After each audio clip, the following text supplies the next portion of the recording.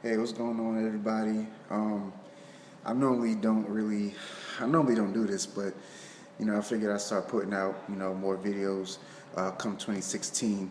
But I just want to touch on a few things that's been on my mind, things that I just been, seeing that's happening just in the world today. Um, One of the things being, you know, touching on the topic of Tamir Rice. Um, the mom has been really calling on LeBron James to speak out. LeBron James, do this. LeBron James, it's a shame that you're not doing this. And LeBron actually, you know, um, responded to her. He actually, said, this is really bigger than me. And he's right.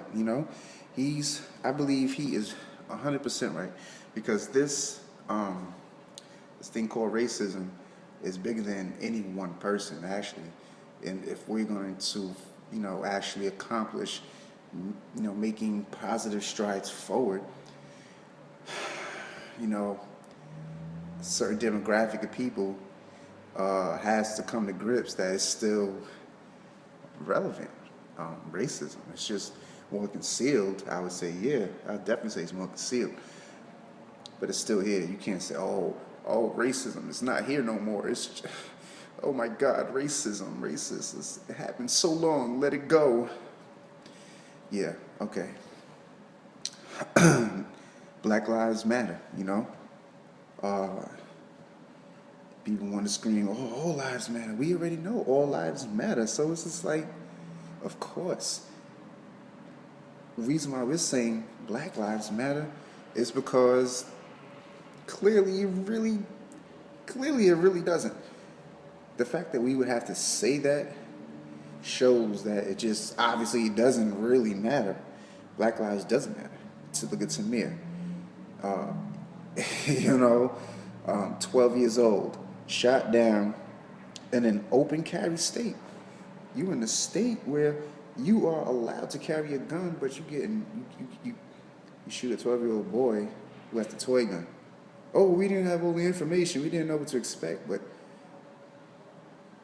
really, like, it's open carry. They shot somebody else too in the store, same state, Ohio. There's another teenage boy in the store. The cops, he didn't even know the cops were even there. You know. So it's just like, wow, how many more gotta go for us to take this, come together, unite, and come up with an effective plan?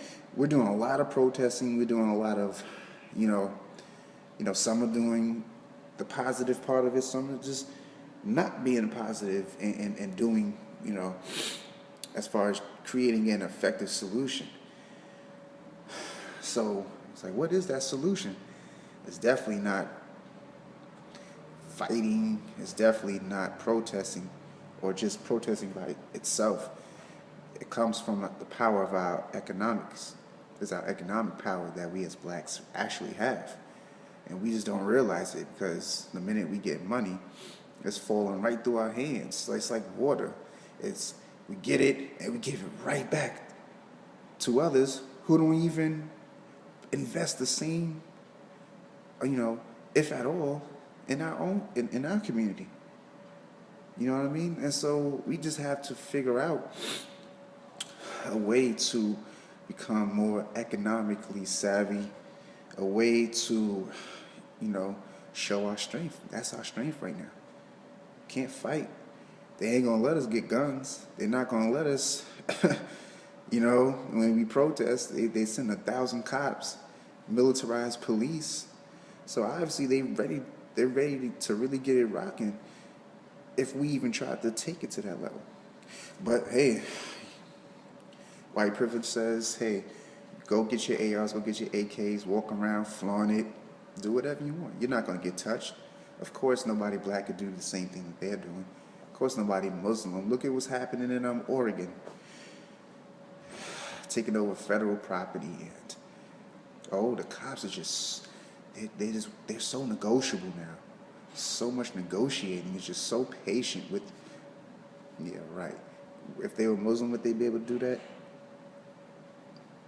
No, not at all. If they were black, would they be able to do that? Let's see.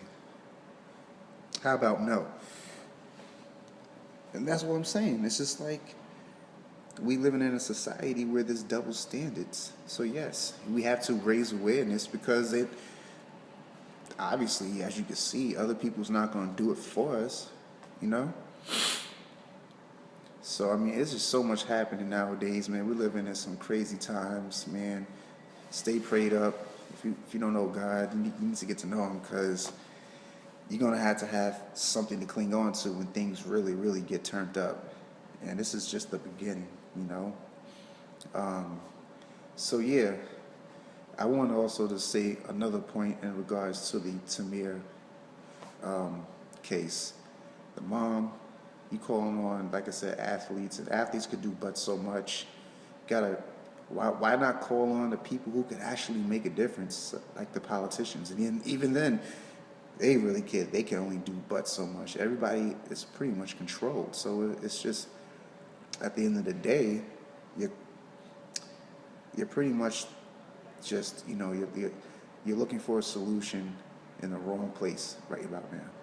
And the solution really is for us just to get together, economically hold it down, and start pulling our money together and doing what we have to do so that we can build ourselves up as, you know, a race of people, a nation of people. That's just what it comes down to, because ain't nobody gonna do it for us.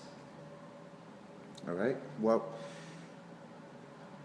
if you think that this was, you know, information and, you know, this quick little video, you know, was hit home, if you want to expound on it, leave a comment. Like, let's talk about it. Let's get discussion. This is what we have to do. Got to be proactive about real change, because the change is not going to happen anytime soon. It's not going to happen from anybody else. It starts with us. And then if Black lives do matter, being that it does start with us, let's stop shooting each other. Like, this is crazy. It doesn't make any sense. Culturally, we look so stupid. We just look so dumb. You know what I mean? That's just like saying, hey, stop bullying. But every time you come to a particular neighborhood, we always fighting each other. We always picking each other. We always robbing each other. So how can you say stop one thing or give us respect when we're not even respecting ourselves? Respect is earned, you know? Hey, Black Lives Matter. Don't shoot us, but we can shoot each other. See, we gotta step it up, people. All right? Billboard Fresh. Holla at me, man. Fresh to 10.